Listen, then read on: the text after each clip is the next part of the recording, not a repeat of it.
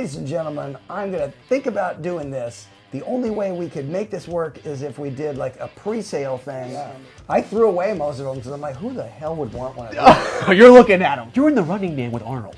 Yeah, I was in The Running Man. I already also done a role in Pretty in Pink, the Molly Ringwald film. Literally, the story was by Dweezil Zappa, in guitar player with Eddie Van Halen. Yeah, that was fun. Right?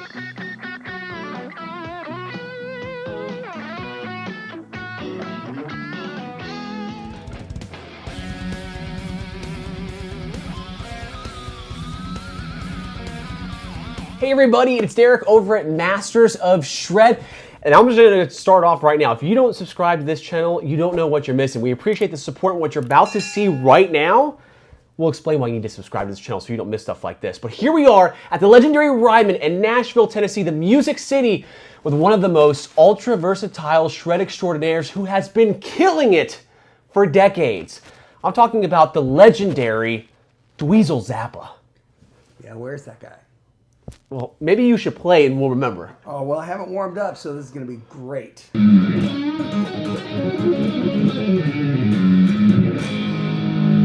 Good enough for the moment. All right, so here, guys, let me just throw this out there right now. We've never interviewed Dweezil before, so it's a complete honor to have you on this show. Thank you for taking the time out at the Ryman to do this before the Experience Hendrix performance you have tonight. That's right. So, being this is the first time you've been on the show, we're going to have to dive deep into your career. Because there's a lot of stuff to cover. I mean, you've been killing it for decades, okay? And a lot of stuff no one's ever talked about before. I guess. I don't know. We'll see. Oh, you're going to find out because we're going to do it right here. Hit that subscribe button again, folks.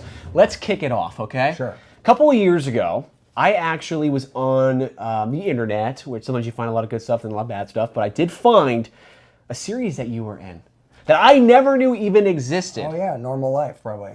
Normal Life. 1990. Yep. CBS, a sitcom essentially about shredding. Well, it did have some guitar playing in it, but the thing about that show, here's the in a nutshell. We did a show that was originally supposed to be quite different than what it turned out. We pitched it as this thing, like, remember there was a show called Family Ties? Right. That was kind of like generic sitcom, yeah.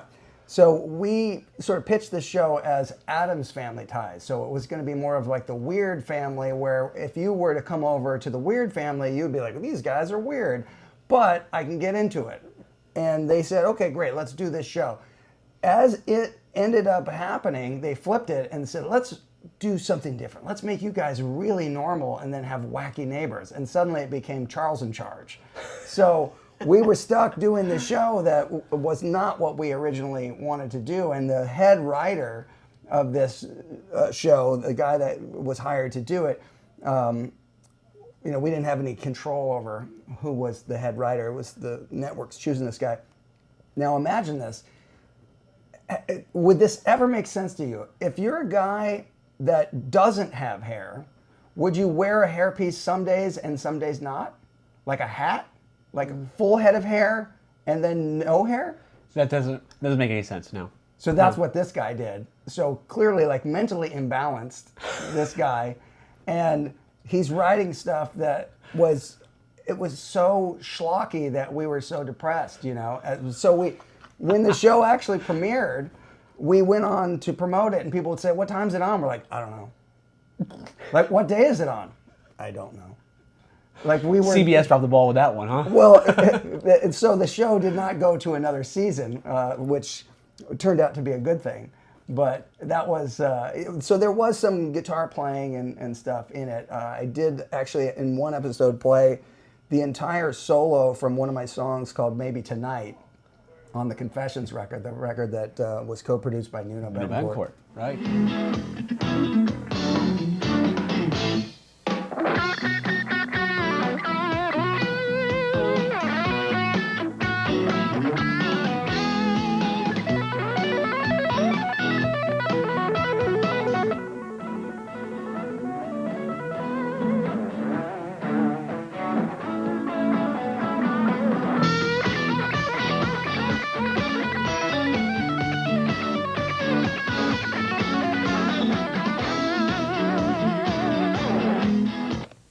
What do you think, Ed? Not too bad, huh? But yeah, I mean, overall, I would say it was not the finest entertainment ever created for television, but It's aged pretty well, though. I don't know. I've never seen a show like it before where your band wants to open for Van Halen. Yeah. When the heck do you ever see that in a show? I was so hoping that Eddie Van Halen showed up at that door when we show wanted mom. to get him on there, but he ended up doing something similar years later on that. 3.5 Men. Yeah, exactly.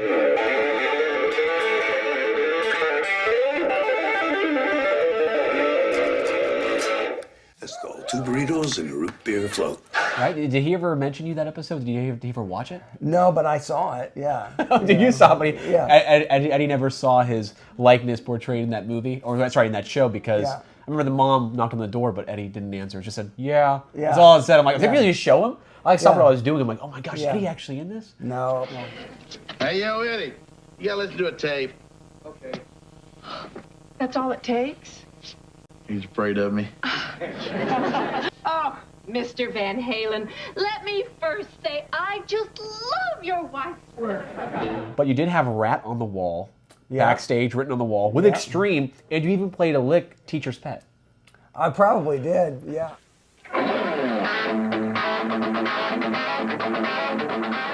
I don't remember what all got played on the thing other than the Maybe Tonight solo. Let me ask you something. Whatever happened with that? Like, why can't we get good footage of that anymore, other than YouTube videos? Do you think CBS would ever release that on like a Blu-ray or something? Zero possibility. Zero? Yeah. Do you think they would like do something stupid and maybe sell to a random person for like $100 because they don't care that much about it? I don't know. I doubt it. You know, I can get call because I would love to issue that on DVD and Blu-ray. Masters of Shred's first release. Yeah, full season. I seriously doubt that would even be worth any of your time. No, but dude, the playing was great. All the guitars you were playing in that thing. There were some good guitars. I mean, I think I had this. There were probably several in the room. I don't remember the main ones that were on the show at the time. I don't think I didn't have the Madonna guitar on there. I don't think, but that was a popular guitar of the time. Maybe I had the Watermelon one.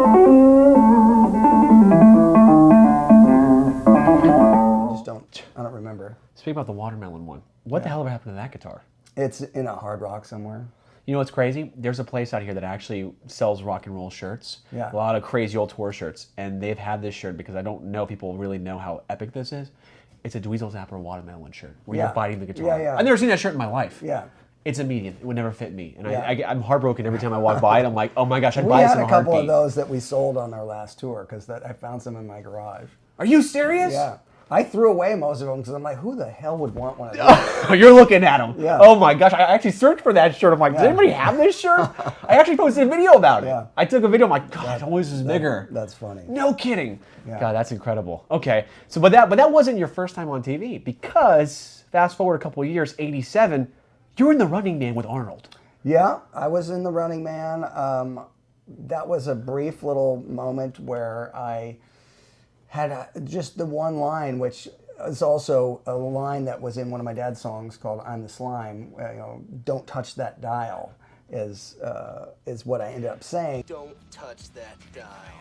And we were all of these, guerrilla warfare type of guys running through sewers with automatic weapons and stuff. I mean, we're almost there today.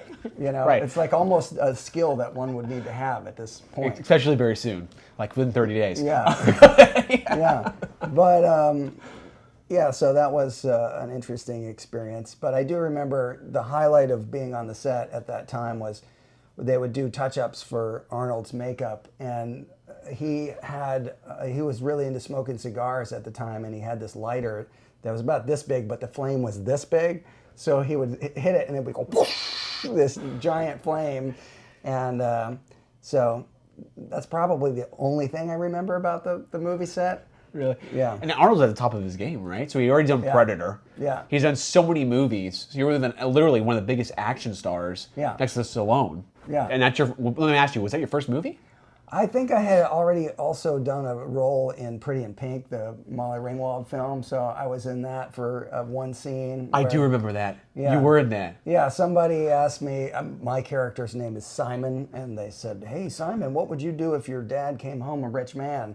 And my line was, kiss his ass. So, you know, I mean, thespian wizardry it was profound. It really made a huge mark on the world of filmed entertainment. Well, you know what? The marketing brain in me now is saying we need shirts of those. Don't touch that dial with a picture of that one, and then I'd kiss his ass. Yeah. Well, you know, I think the single that I made for My Mother's a Space Cadet, which was actually produced by Edward Van Halen, that there's like a 12-inch version of it, and it's on the wall in the background of the record store that Molly Ringwald's character keeps going into, and Annie Potts is the record store owner. So if you watch the movie, you'll see like record of the week, and it's Dweezil, the My Mother's a Space Cadet. So that's a little known tip. What a great plug they gave you to do that, right? Sure. I think they did that in what's the other movie called? The grunge version. Singles. It's called Singles, right? Yeah. They had Alice in Chains. That was also inside. What's that crazy Tower Records? Yeah. They had Alice in Chains, Dirt, all there with everything for like #1 albums and stuff like that. That's cool to see that. I didn't. Yeah. I gotta pay more attention to that movie too. That's pretty good. Yeah. So, and we'll also have to work on that merch when I get out of here. I'll send it over to you and do the breakdown, and you can, you know, we'll get you paid on that. Sure. So, getting out of there a little bit, we did talk about how you play teacher's pet in there because I did hear a little bit of that. All the licks you played in that show. We'll reach out to CBS. Eddie knew of the episode, but he didn't really comment on it.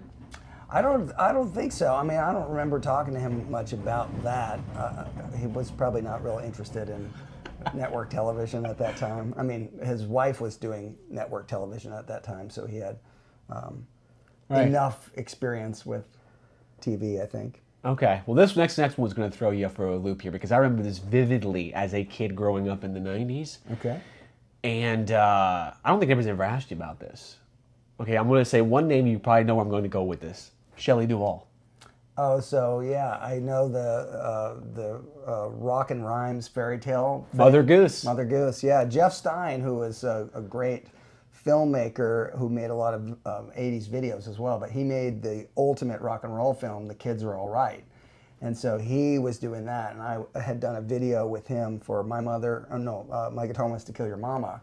And so when he was doing the Mother Goose Rock and Rhyme, I did something, I don't even remember, I was in the background of something on there, and then I think my dad did a cameo in it as well on one of the episodes, because it was several episodes of the thing. Right. But it's so long ago, I just barely remember what it was. It was pretty insane. I mean, just the videography in it is incredible for the time, and you can't find footage again other than YouTube. I would love to see that, all the episodes together. They did it for it. Why couldn't they do it for that, right? That was a TV series as well. Yeah. But like, you weren't alone though. You were playing guitar with Warren DeMartini too. Yeah. That He's was, in the band. I vaguely Little remember. Richard, Woody Harrelson, Yeah. Simon and Garfunkel were there. I mean, it was stars everywhere, right? Yeah, I remember that. It was kind of funny because I don't know if Jeff also did one of the rap videos, but I was friends with Warren, and it was just kind of one of those things where we were like, all right, well, I guess we could just spend some time, hanging out on the set until we have to do something there. I mean, because we didn't really play live music or anything. We're just in the background of this goofy setup. So it was all kind of like you guys were kind of syncing to the music because you guys were playing guitars. You had guitars. Yeah, but I don't think we even played on whatever the music that was.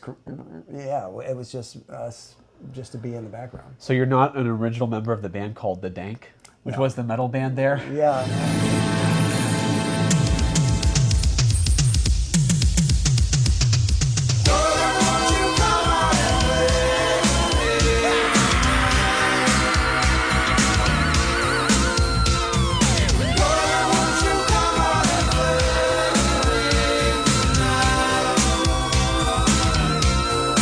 You know what the funny thing is, when that scene comes on, I didn't know who was who. Because one guy has a flying V, one guy has an SG, but I did recognize Frankie Banali on drums. Oh, yeah. I'm quite right. That's that right, I could tell that was him with a mask on, but I couldn't tell anybody else. Yeah. So I was going to ask you, were you the guy with the V or the SG? I don't even remember, actually. Yeah. I'd have to see it. It's been so long. I vaguely remember just hanging around, and you spend more time hanging around backstage talking about stuff than you do on camera. So it's like a day just telling stories with each other. Do you have any interesting conversations with people there? I mean, even like Cyndi Lauper was there too.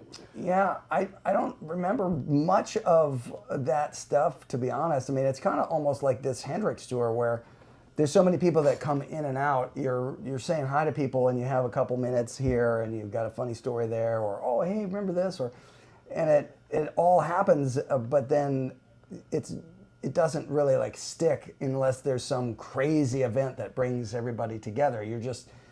Sometimes it's an overload of too many things. Right. You know? Right, So. kind of like how this is going for you, right? I'm throwing some Sure. crazy stuff at you, right?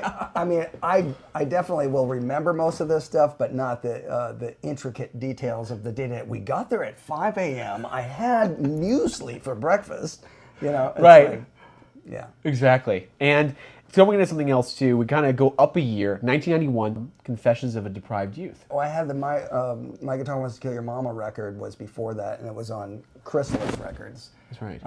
But I actually all my records were solo records until I had a record with my brother. So that really the debut record would have been Having a Bad Day, 1986, I think. Okay. And you had the album, the band Z, Yeah. which was Shampoo Horn. Shampoo Horn, and then Music for Pets. Okay. That's the second record. Yeah, both those records are killer. I found some of those videos on the Conan O'Brien show. Yeah, there was some stuff that was entertaining on there. Did you ever see when we played The Wizard by Black Sabbath with John Tesh?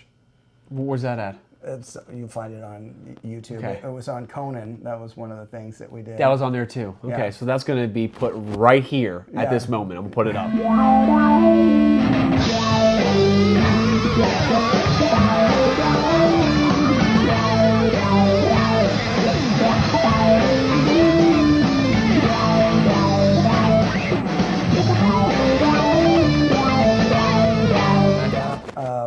So yeah, that was entertaining. There's a few things you might find. I did a version of "School's Out" with Alice Cooper on the Tonight Show on the Leno Show, and I played the Jimi Hendrix Burn Stratocaster on that one. No kidding.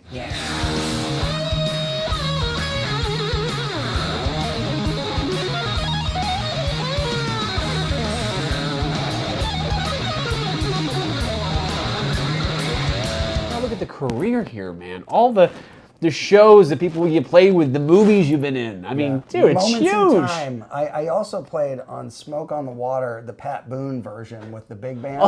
Okay. And I Is also that when he did his played- metal album? Yeah, I remember that. In a Okay. Metal Mood. I also played the Hendrix guitar on that. But also then, years later, like, maybe for me, only a few months back, I remixed the Machine Head album in stereo and Atmos, and it's part of the big box set for Deep Purple. So that was a really fun thing. But it's like sometimes in life you have these little interconnecting things, and that song, "Smoke on the Water," is as many times as people have heard it, I would say probably maybe like 75% of people don't know that the song's about something that happened at one of my dad's concerts. So they hear the lyrics, but it doesn't click. And then you go, oh yeah, the actual building burned down because somebody shot a flare gun into the ceiling. They're like, oh, is that really what happened? You're like, I didn't know what the lyric really was. It's like, it's literally telling you some stupid with a flare gun burned the place to the ground. And my dad's concert was stopped. The equipment was all destroyed. They actually had to throw some of the equipment through some windows to help get people out of the building in time because it was burning so fast. Wow, dude. Again, adds to the legacy. You're part of arguably the biggest song in rock and roll history. I mean, it's the first song every guitar player ever learns, am I right? Yeah, and they usually learn it wrong. And they butcher. I was going to say, they go like butcher this. They go. But he played it here. It's way fatter and heavier there, So. Yeah.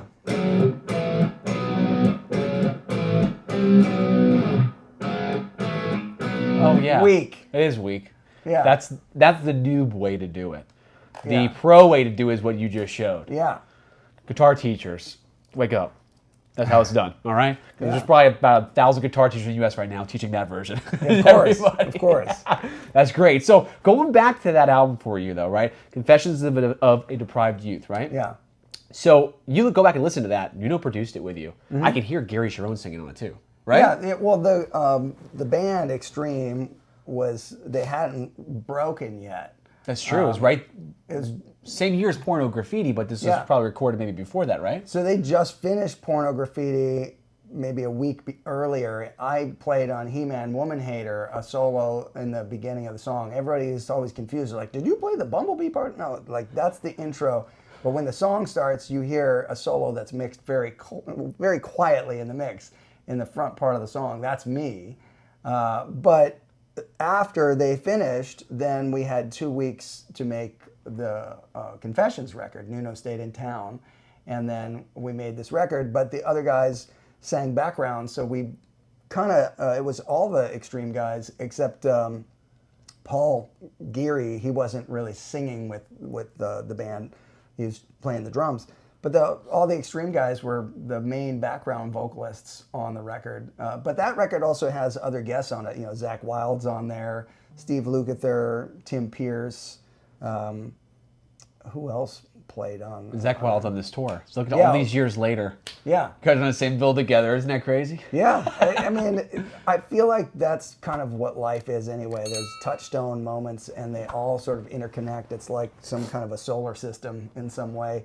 And, you know, most of these guys that were great players then are still great players now. And it's fun to just catch up, and all the same influences that we had that made us do what we want to do have never really changed. You know, we get exposed to other kinds of music and we like different styles of things.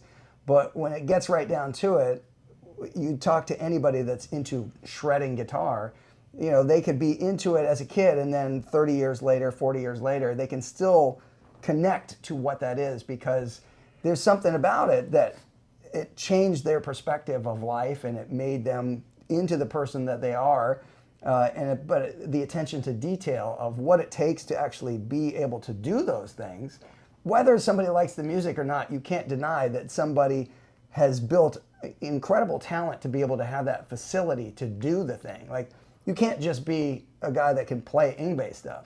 You have to do that for like 15 years to be able to get to the point where you could play one of his songs. Whether you like it or not, that's what's required. Right. You know, so I think that's one of the things about guitar playing that, and guitar players in general, they definitely, the ones that like the solo style of guitar, they are detail-oriented, and they're willing to put the time in to actually acquire the skill.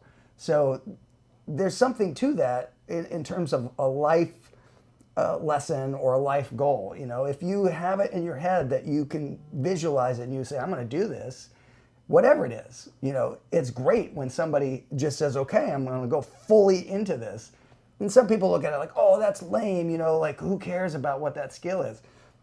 Well, you could be the greatest chef in the world. You could do whatever it is that you need to do. You got to put the time in to do it.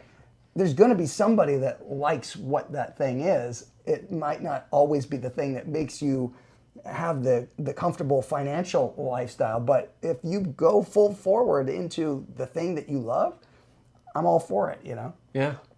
So let me ask you something about that album and that part of your life. Would you ever consider taking that on a small tour again? I don't think anybody would want to see it, so it's not really, you know, when it comes to financial decisions, and you know, people don't realize how difficult it is to put on a tour. So for me, a tour that I would do playing my dad's music, which also has a limited audience, but it has at least a limited audience that we have been able to identify, and you can create numbers that say, okay, if we do this kind of business, this thing is sustainable. But first off, a bus right now, a bus that tows a trailer is going to be over $100,000 a month. So you got to pay a band and crew, you got to have hotels, you got to do all these things, you have all these expenses, and if you as the artist aren't earning enough money to sustain that stuff, you'll just lose money. So there's no reason to go out on a tour if you can't bring in enough money to make it worth it. So that's the nuts and bolts of it. It's very, very difficult to make tours actually be successful, and even more so if you have something like a shutdown or a pandemic type of thing that you have no control over, and then insurance doesn't cover. Right. So, it's a big risk. So for me to do something that has a very limited appeal, even though it might be fun, I don't think it would work. What if it was one night only at one venue that was heavily promoted and you just flew in for it? It just wouldn't work because it wouldn't make enough money to warrant the rehearsals and the flying people in and paying people to do the thing, because it just logistically it would be too expensive. There's a lot of musicians in Nashville we get for a backup band. Just saying, for the backing band, we might be able to pull something off. Yeah, well, I don't know. It's just a thought. Yeah, I think it's just it's too limited appeal. This is the kind of thing where if I really wanted to do some market research, and I was like, okay, ladies and gentlemen, I'm going to think about doing this. The only way we could make this work is if we did like a pre-sale thing, and we said, okay, if we hit this number, so we know we can pay everybody for musicians having to rehearse and whatever, maybe, but I don't think anybody's ever done like a fundraising ticket thing. Pre-order. Yeah. It's a great idea. So it's, maybe something like that. But I have limited faith that it would be of interest. I might have to look into that a little bit more when we're done with this. I've done some crazy things. I might try to pull that off. So we'll see. I'd love to see that, dude. Yeah. I mean, some of those. I mean, I don't know how many of those guitars you still have left. We got to talk about this I too don't have because the any of them. Shabat is. Yeah. You guys seen some clips in this interview. That guitar is absolutely sick. Now, before we get into the new gear, something I want to talk to you about. All right. I got a little bit of publications here. All right. So, growing up in the 90s, 2000s, I'd go to Sam Ash, and there's always one amp that just blew my mind. I didn't know whose it was at first, but the looks alone were just absolutely incredible. Okay? You know what I'm talking about? The Wiggy. Good God, he nailed it. The Peavey Wiggy. Yeah. One of the most visually incredible amps I think I've ever seen.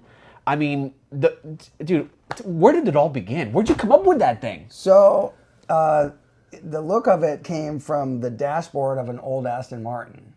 And so DP5? No, it was one of those Volante convertibles. It looks almost like a souped up Mustang or something. Yeah, those. But the dashboard had a cool look to it, and I thought it would be fun to have like a speedometer instead of like a VU meter.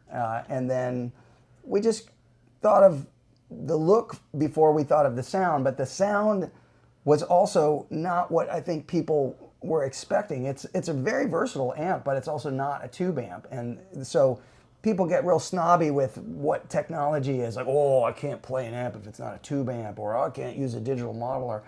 But, for me, I feel like if it feels good, if it sounds good, it does something I like, then it's a tool that I'm happy to use. And it was based on an amp that my dad used that was originally a bass amplifier. So it had these very different frequency ranges on the graphic equalizer, way more low-mid control.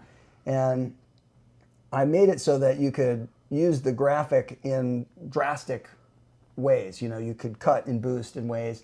But it was really good for single coil guitars in particular, and it had a cool, almost like built-in fuzz tone that was, you could get a real good singing lead tone. But the problem with it was that when it was put on the floor at music stores, they didn't put the foot switch, which also turned on the hazard lights, because you have hazard lights in the car. You needed the foot switch to be able to get all the sounds with the amp. And if you didn't have it, it by default had part of the fuzz circuit in line, and that made it so you couldn't really get the proper clean tone. You had to turn that off to be able to hear the clean tone. So people liked the look of it, but then they didn't understand how to use it because it wasn't the normal kind of thing. And the average person that buys a piece of equipment typically turns all the knobs up which is not the way most things Not sound. on that good. amp, especially. Yeah. Well, yeah. I mean, you could make it sound really interesting and different, but I think a lot of people just didn't understand what it was. So that was the challenge. But there are people that still use them. I know Shane Terrio, who plays with Hall & Oates. He still has his, and he uses it and makes it sound great. So I still have mine. I didn't know it doesn't come with a foot. So the foot pedal never came with it. Oh, you had to get that extra, right? No, it's supposed to be with it. Okay. But that's Peavey making mistakes. So Because here's the funny thing I say about that. About 3 years ago, I was in North Carolina, and I was getting a guitar built out there, and I literally saw an ad come up. Melody Music in Virginia, who's not with us anymore. The family-owned business closed maybe about a year ago. 2-story. They put a post up on Craigslist, cleaning out their storage area. They had a boxed Peavey Wiggy factory seal that was never opened. Oh, sweet. I freaked. I got in the car, spent 5.5 hours to get up there in horrible Virginia traffic downtown. Got it. I had to have it. I've been wanting it for the longest time. This thing was mint. I still have it. It does not come with a foot pedal. You need the which foot kind of pedal. bothered me, but the hazard lights work. Well, because they're on. Yeah. Okay, so that's an issue. Yeah. Outside of that, I will tell you, the Tolex is coming off, and I don't have it in a harsh environment. I was kind of shocked by that. I'm like, are you serious? It's starting to It lip. probably was because it was boxed. It probably was like eating itself alive with the fumes inside. That could be it. And look what I brought for you. Remember that bad boy? Yeah. Well, see, the thing is, this has all the good settings inside. Yes, that's true. It goes through that. You personally recommend. There's the effect pedal that I don't have. That's all it was. Yeah. 2 knobs, folks. Yeah, 2 knobs. Could we it's not just- put that in the amp when it got it? Yeah, it's supposed to come with it, That's incredible. But you need to get it if you don't have it, because then you'll have way more flexibility with the amp. But I do see your Dweezil's recommendations. You got the neutral, the warm, the Broham, Yep. the Nachi McGee. Yep. You put a lot in here. The heavy Dupree. Look at all this exploding whale. Yep. Where'd you come with these names at? It's pretty Because good. that's just what they sounded like. Really? No kidding. Yeah. Well, you know what we have to have you do? You're going to have to approve this. So you have to sign this. Oh, I can do that. Yeah. We're going to get that right there. And hang on for one moment while I get this angle with my cell phone. All right. Hang Here on we a go. sec. All right, ready? Yep. And set. Go ahead. Yes. Dweezil approves. Yes. Of the Dweezil Wiggy. You should definitely get this foot switch, because you'll be surprised at how many cool sounds you can get out of it. So let me ask you then, do you think that should be a signature model, maybe revamp for you anytime soon? Well, I don't know that that Peavey would be the company to revive it. But the guys that originally worked on it are great engineers. John Fields and James Brown. They worked on the 5150, and so they know what they're doing. It's just the company failed them. Yeah, that's unfortunate. And that wasn't the only thing you had, because you also were all over guitar magazines back in the day. Not that one. That's something else. I think we know what we're about to go to here. Outside of the Peavey Wiggy, you're playing Peavey Classic. Oh, Does this ad ring a bell to you? I remember them deciding that was a good idea. Yeah, like Dr. Zappa. So not so much. I'm getting the vibe this didn't age well. What do you think? Well, I mean, if you're a rocker, like an 80s rocker, then this will never not be cool. There you go. Right. So, but these amps do sound really good. I still have those. I have a few of those. Really? Yeah, they sound great. No kidding. Yeah. See, that's the thing too. But look at the creativity back then in an ad. Yeah. Where's that gone? Where's that enthusiasm gone? I don't know. I think people have a tendency to, at this point in time, they don't have a sense of humor anymore. So like they want to be professionally offended by everything. I like the way you put that. That's a good way to put it. Professionally offended. Yeah. Yeah, that's not hard to do. But it's true. But back then, you look at it now, but I guess Guitar Player just announced their defunctment. They're done. Yeah, I think that's digital now. That's a shame, I always liked Guitar Player the best of all the magazines for guitar. Well, it's the most serious, right? Yeah. They always had the more technical, educational aspect of it, right? Where they were really trying to teach you. Guitar World was fun.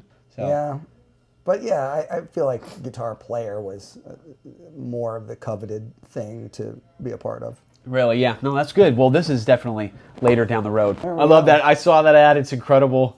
And I love the fact that you still have that amp, which is so cool. Yeah. That is so cool. They do sound really good. In fact, I believe I used one of these on the Tonight Show when I played with Pat Boone.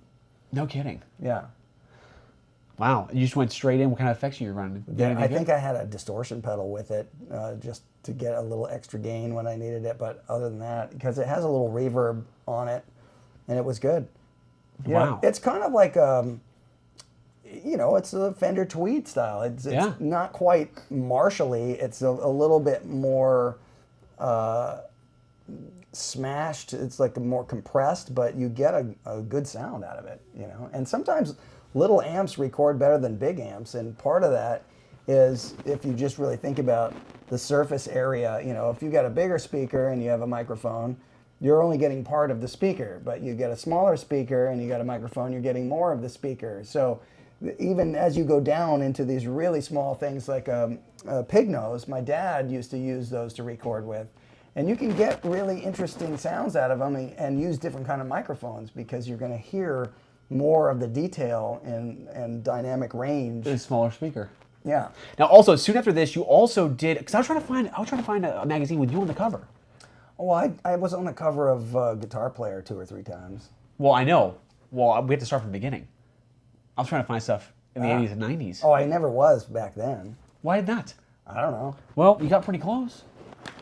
You were literally, yeah. The story was by Dweezil Zappa and Guitar Player with Eddie Van Halen. Yeah, that was fun. Right? And you were actually in it, and you're interviewing him like in a way, right? Well, yeah, the whole thing was try to get kind of a different perspective, a guitar player to guitar player perspective.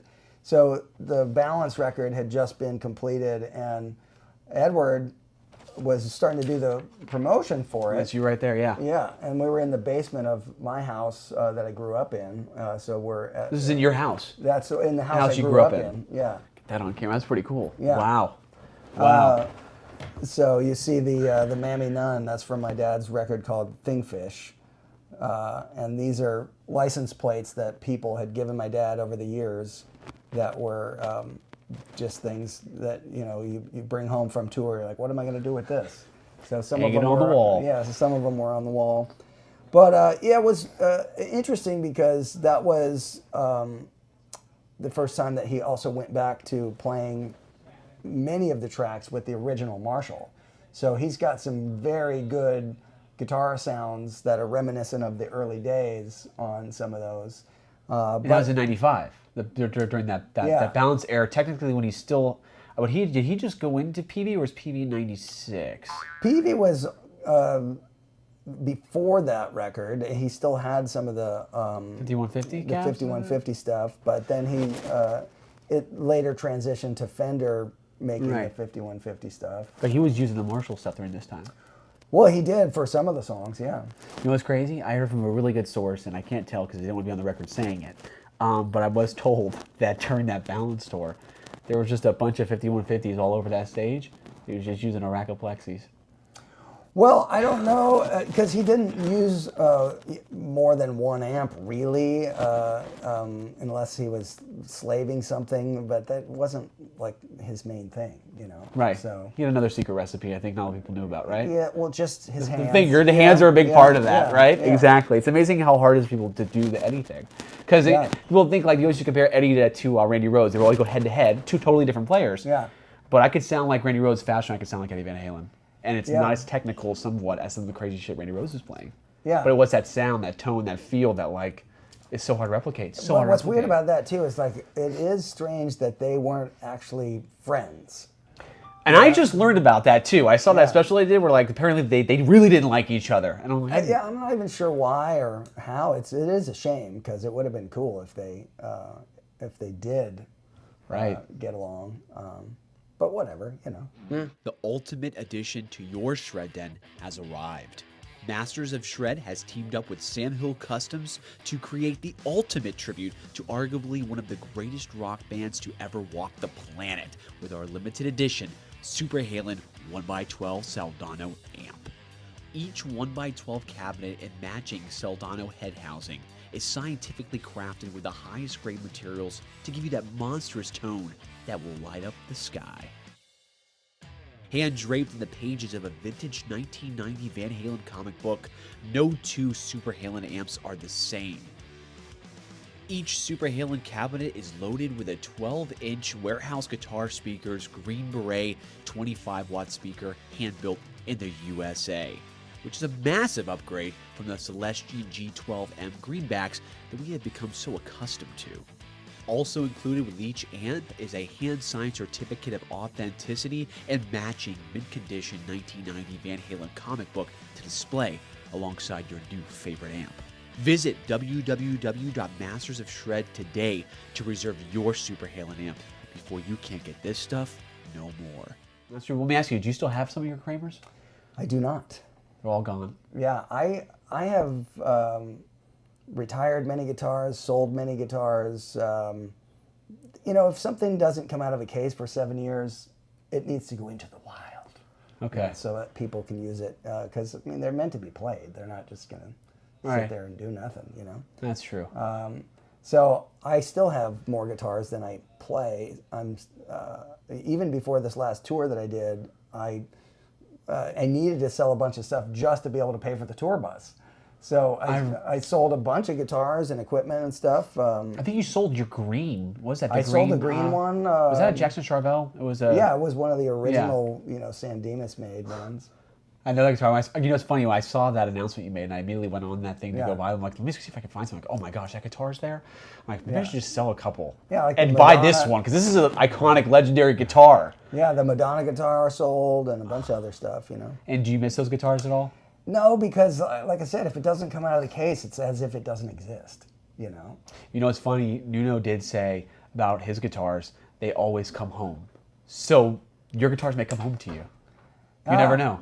A fan may give them right back to you. I don't know. Would you take them if they did? Sure. There you go. The offer's out there. Yeah. Next show. But I mean, it's like it doesn't really suit anyone to have so much stuff that they can't even use it. It doesn't make sense to me. So I have more guitars than I can currently play, and I will. I adjust for what's needed for the tour. Right. I don't like to have to bring a lot of guitars, but sometimes you might have certain things that you have that you need a backup and maybe a backup of a backup for, because it just depends on like, okay, oh, that one fell over and the headstock broke off. You need one, but like, oh, and now I broke a string on one and I need the same guitar again. So. But I never used to have to do that. It's just the more specific, difficult things that I have to play when I'm playing my dad's music. I just get used to playing a certain guitar for that, and usually it's the SG for the really tricky stuff.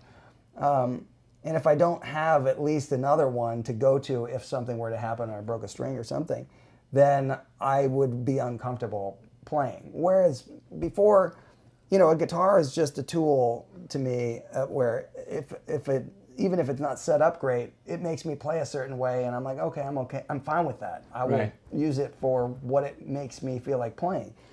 But when it comes to actual precision, where you have to do something, then I got to a phase where certain things were a requirement, where the guitars had to play in a similar way, or it wouldn't be easy for me to play the show. Right, exactly. Yeah, and this guitar here, this signature model Shabat is just wicked. Seeing it in person like this is really insane, because I've only seen the videos. I saw you dropped it recently, actually. Yeah. And I mean, just when you actually, on this video, we'll show you guys, displayed those tones and what you can get with this thing with the octaves. I mean, that's cool. Awesome. Yeah. I love octave pedals, but to have it built in my guitar like that, that's a lot easier. Yeah, but one less step. It's not even an electronic thing in terms of like a circuit that goes in your guitar. It's just a wiring thing where it's just wiring it differently. Yeah. Yeah, I think that guitar is a serious tool, and everyone can get that on the market now, right? Yeah, and the thing is, it's funny to me. I've seen a lot of people make comments about, well, I hate guitars that are all beat up. Like the guitars need to earn their stripes. Well, I would never make a guitar look like this by the way that I play it, because I really don't hit it hard, and I'm not really wearing anything that's going to make it look like this. So for a guy like me, if I'm looking at a guitar that's all beat up, I probably will respond to it in a way that makes me play a little bit with more reckless abandon, perhaps, just because the guitar speaks to me in that way. Whereas if it was really pristine, I might play more subtly or more, it might be a different kind of thing that it evokes from me. So the look of it is kind of what indicates how I might play the guitar. And when people are like, I would never play a Relic'd guitar because it's fake. It's like, I don't care. To me, it's just like it looks a certain way. I'll play it because it makes me feel a certain way, whether I did it or not. I don't care. It's just that it just has a certain look to it that I happen to like. But if you wanted a guitar like this, painted pristine, you could order it that way. Right. It doesn't bother me. And this is a great relic job too. There's some relic jobs that are really horrible and some that are great. This is one of the great ones. Yeah, I mean, either way, it doesn't. It all is about how you feel when you pick up the guitar, and it's just funny that people get up in arms over whether or not something should be Relic'd or not, or whether it deserves it or whether it earned it. Yeah. It is what it is. It's just a guitar. I think it is. I think sometimes people take this stuff just too serious when they really don't have to. It's not that serious, but they really do. It's like life or death. They'll lose sleep over these questions. But that is pretty incredible to see that kind of guitar. And what's the price point on this? I believe they're not exactly inexpensive. I believe it's a $4,500 guitar, but these are handmade by a small group of people that are doing a mom and pop business, and so I like to support the small businesses where it's craftsmanship. It's not just something that you press a button and the machine makes the whole thing, and it's a production line. This is also post-COVID. Let's be real.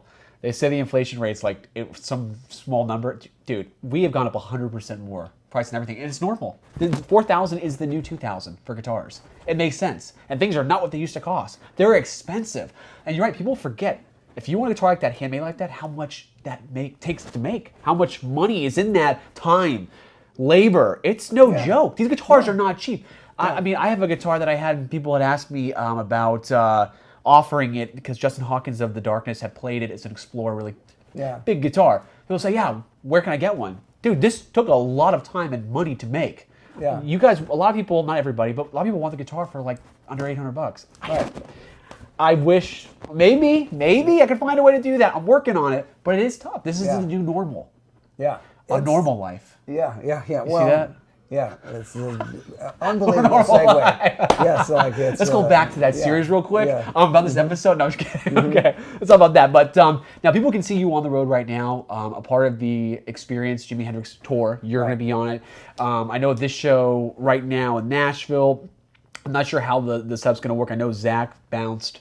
Yeah, he did most of the tour. He finished. Yep, he'll be back on the tour after these dates too. No, he finished his time on this tour a couple days ago. But it's always that way. People come in and out, so I'll ride it out to the end on this. We were in Nashville, then we're in Georgia, and we finish in Florida. So hopefully there's going to be people that are able to come to the show in Florida after all they've gone through. And if they do, we're going to give them the best show that we can. I'll tell you what, my dad's actually just told me on the phone, he's coming out here too. He lives in Florida. Yeah. Moved from Florida. And he's like, I said, you better go to the show, you moron. He's like, okay, I'm going to buy tickets. So my dad will be in attendance. Okay. But he won't come up to you.